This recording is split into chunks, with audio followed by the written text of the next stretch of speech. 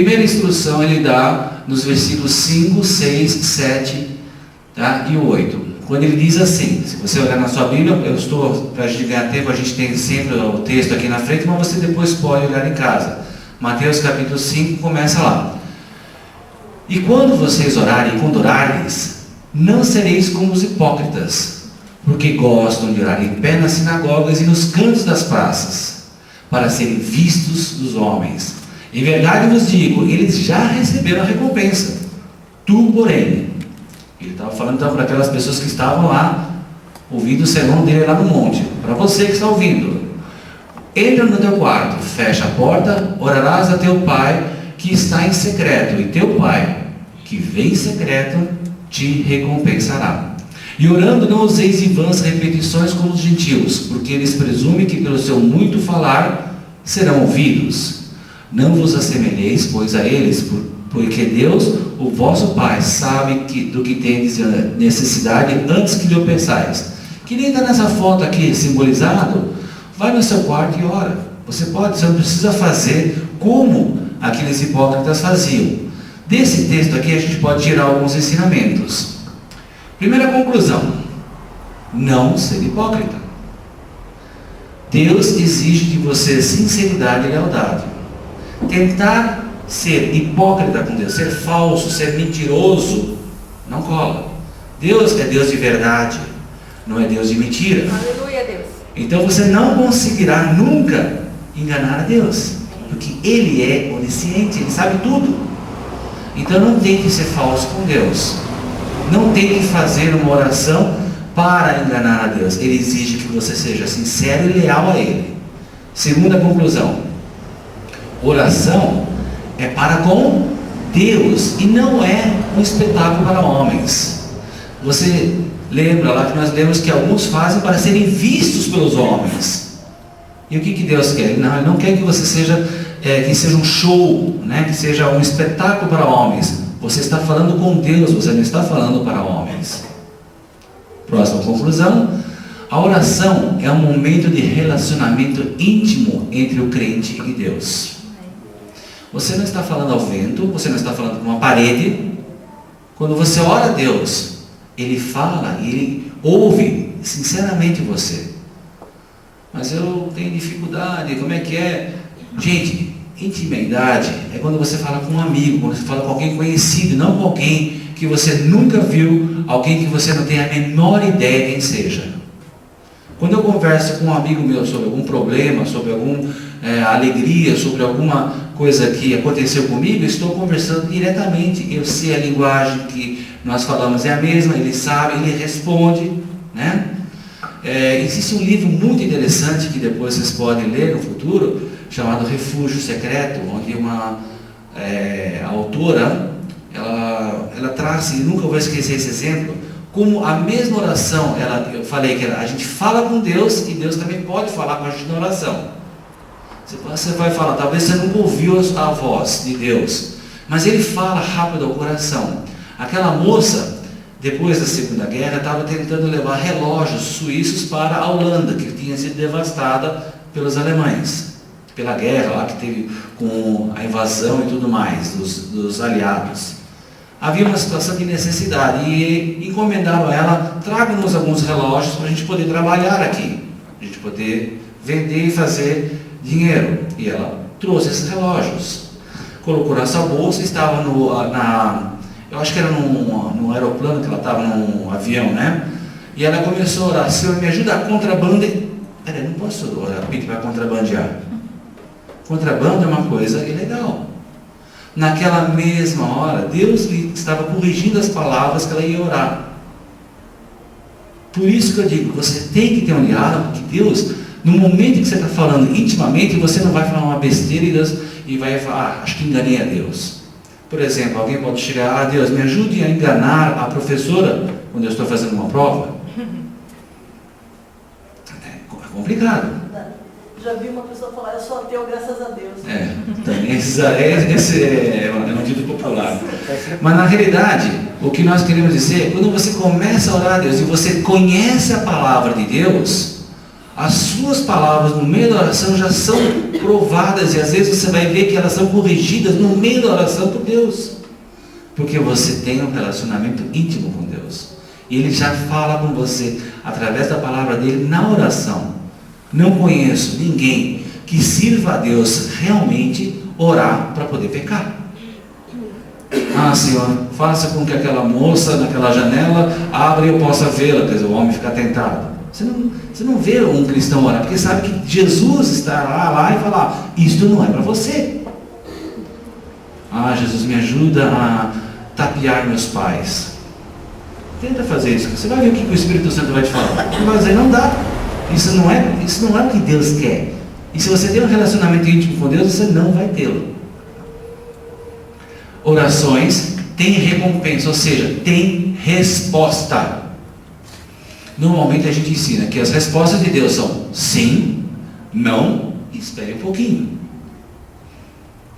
Esse espere um pouquinho que incomoda a gente. Às vezes é bom a gente não receber um não de cara ou um sim. Mas quando a gente tem que esperar, a gente pensa que Deus esqueceu, que não orou, que a nossa oração foi inútil. Olha, vai no Velho Testamento, vocês conhecem a história de Daniel? Ele fez uma oração, pediu uma resposta a Deus, encomendou uma resposta e de repente passou-se o tempo e ele falou, acho que não deu, a resposta não veio.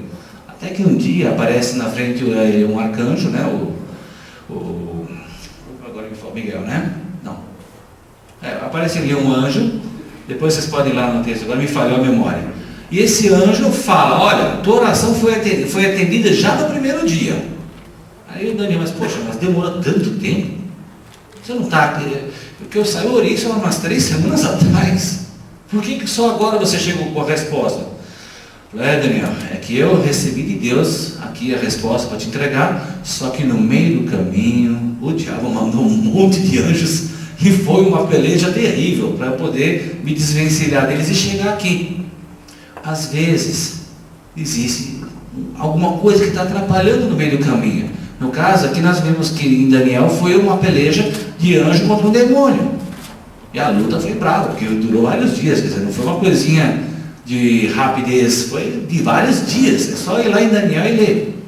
Às vezes, nós pedimos Deus nos dar as respostas, por quê?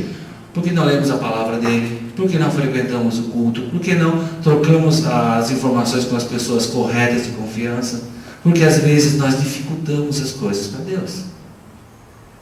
E às vezes a nossa resposta parece que não vem. Às vezes ela parece que foi esquecida.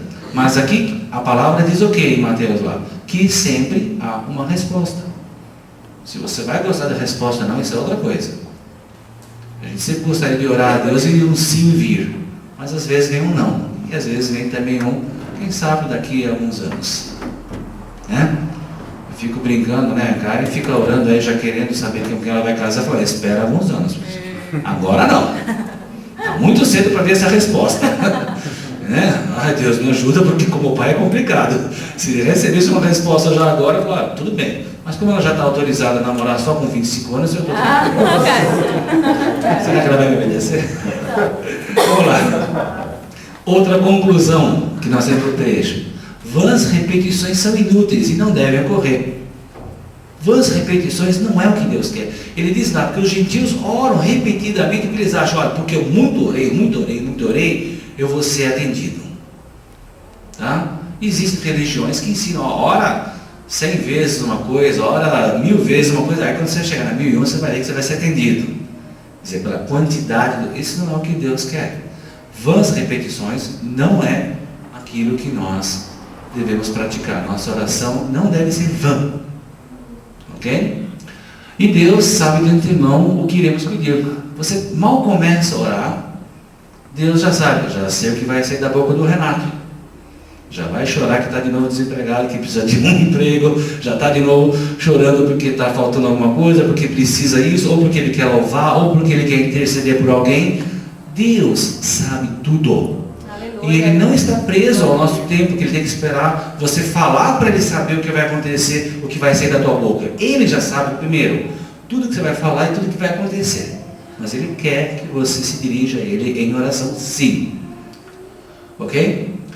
Bom, Ele falou, não seja hipócrita, não faça de oração um espetáculo, é uma coisa íntima com Deus, tem resposta à oração, não queremos vãs repetições e Deus já sabe o que é.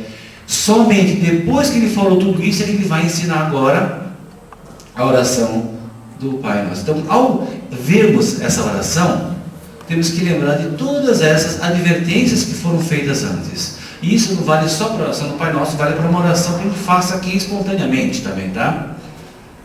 Ok? Em Mateus 6, quer dizer, é só continuar lendo o próximo versículo 9, 10, 11, 12, 13, você vai encontrar. Portanto, vós orareis assim: Pai nosso que estás nos céus, santificado seja o teu nome, venha o teu reino, faça-se a tua vontade, assim na terra como no céu.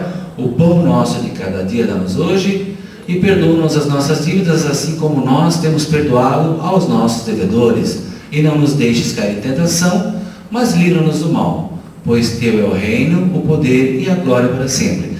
Essa versão que está aqui no Data Show, né, que está na tela, é a versão revista e atualizada, tá? E seria bom você conhecer alguns detalhes quando você ouvir de Pai Nosso, porque você fatalmente vai comparar com talvez até outras igrejas cristãs. Primeira coisa,